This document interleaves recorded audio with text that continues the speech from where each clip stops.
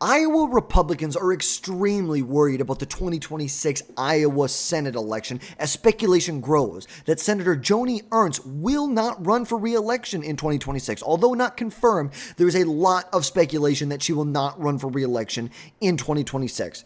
And the GOP faces a tough spot if Ernst, who is a strong incumbent, steps aside in a state that has trended red in recent years but still has remained competitive in midterm elections. Now, her potential exit could shake up the Senate race, leaving Republicans scrambling to hold the seat. But today we're going to break down exactly why this is a critical decision and what is at stake for the GOP in 2026. But there's lots of reports. We have reports from Politico, from Punchbowl, suggesting that incumbent Senator Joni Ernst of the state of Iowa is considering not running in 2026, with Senate Republicans and the White House bracing for her potential exit.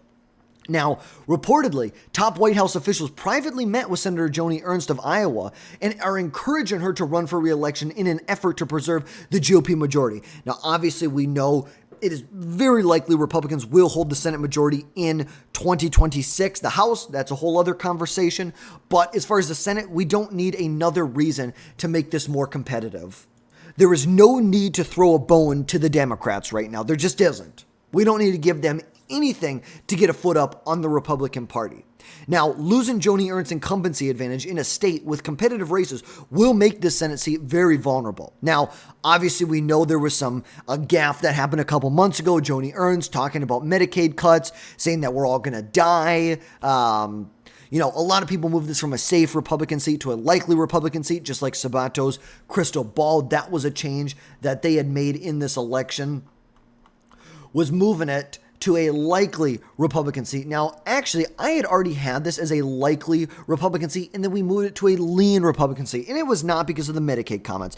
That was one piece of it. There was a lot of other things that were going on. A lot of other things. Obviously, we know that if she doesn't run, this will be a close election. Democrats got J.D. Scholten. He's a formidable Democrat in the state. Democrats also have Rob Sand, who's running for governor, who's the current state auditor in Iowa, which a better person, a more popular Democrat at the top of the ticket will help Democrats down ballot. And they are capitalizing on Joni Ernst's missteps here and eyeing a flip in the state of Iowa. Now, ultimately, she is facing a slight primary challenge right now from a former state senator, Jim Carlin. Ultimately, not nothing's good. That's not going to weaken her in a GOP primary. It's just not. But if Ernst retires, an open seat in a midterm year could face a tough environment, especially considering the fact last time Donald Trump was in office and last time he had a midterm, the midterms in the state of Iowa did not go too good for the Republican Party. They lost 2 seats and lost the popular vote in Iowa. In the House races, they lost it. They lost by almost 50,000. Look at this. This is a seat that voted for Steve King by almost 23 points. Votes for Steve King by 3 points. You see each of these. This is an 18-point and a 7-point advantage for the Republican Party. It is erased in a matter of 2 years. 2 years. That's all it took. Now, do I think it's going to be as bad? No, I don't. I really don't. And you may ask why. Here's the thing. Right now, Democrats roughly have about a 2.5% point advantage over Democrats or over Republicans in a generic congressional ballot polls that have been taken. A generic congressional ballot, Democrats are up 2.5 points. Go back to 2018. Look and see where Democrats were in 2018. If you look, and actually it would be 2017, July of 2017, you can see right here that Democrats in July of 2017 have roughly a 9-point advantage over the Republican Party. A 9-point advantage. 9 points. Let's go back now. Go back to 2026. Democrats are only up by 2.5 percentage points. That's it.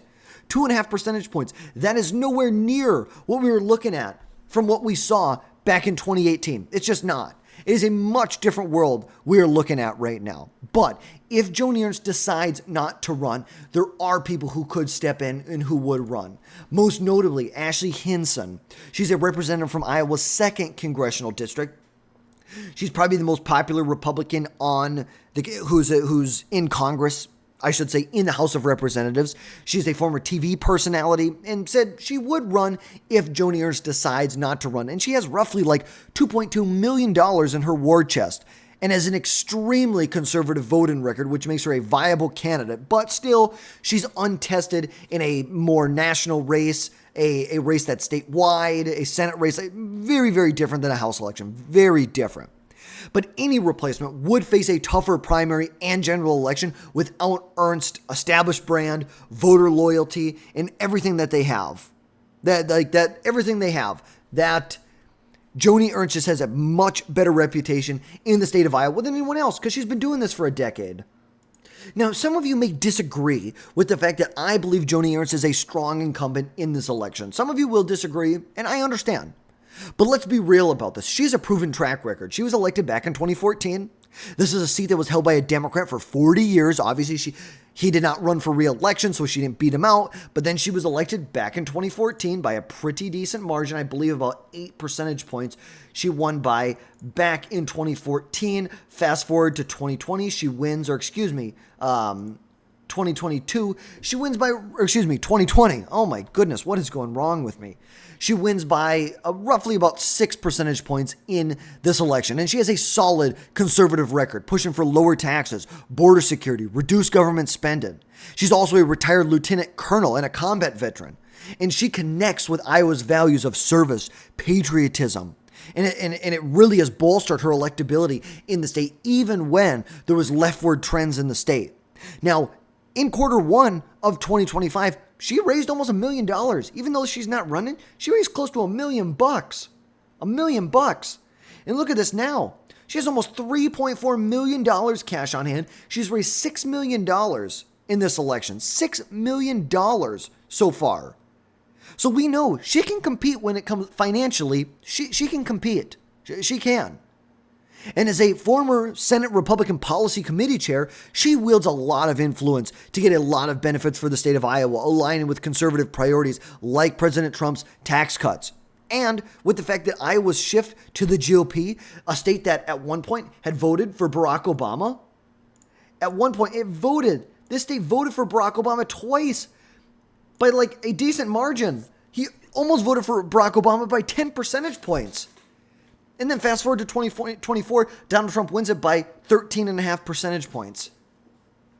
And for those reasons, I believe there's a strong case that she's a strong incumbent in this environment, even when it's an environment that is not favorable, like 2026 will be. I still believe she's a very strong incumbent. But Republicans need to hold Iowa if they want to maintain their Senate majority, especially with competitive races in Maine and North Carolina. Look at this. This is the map that I have right now. Look, if Democrats are able to hold Michigan, they're able to hold Georgia, they can flip North Carolina with Roy Cooper. They got to do both. They got to get Iowa and they've got to get Maine if they want to get 50-50. Still, Republicans will hold a majority because J.D. Vance would break anything that was tie-breaking. And Republicans are losing, think about it, Mitch McConnell in Kentucky. They're going to lose him. He's been a consistent no vote on a lot of President Trump's priorities, especially the things that have been more, toeing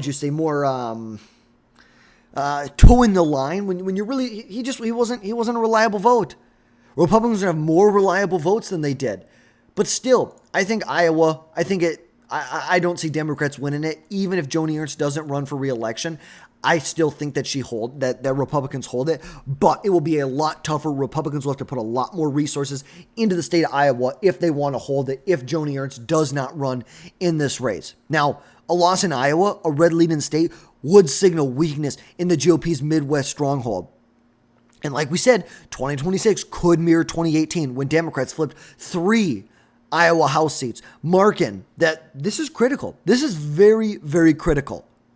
But Republicans are extremely worried that Joni Ernst's potential decision not to run in 2026 will hurt them. And as a strong incumbent, Ernst brings name recognition, fundraising, and a conservative credentials to the table that are hard to replace. Without her, the GOP faces a tough spot, with Democrats smelling blood and primary challengers complicating this race. But folks, we're going to be here every step of the way to bring you updates of what's going on in this race. As always, folks, though, drop down below, hit that subscribe button, make sure you never miss under the video from us again in the future. And folks, we will catch you next time.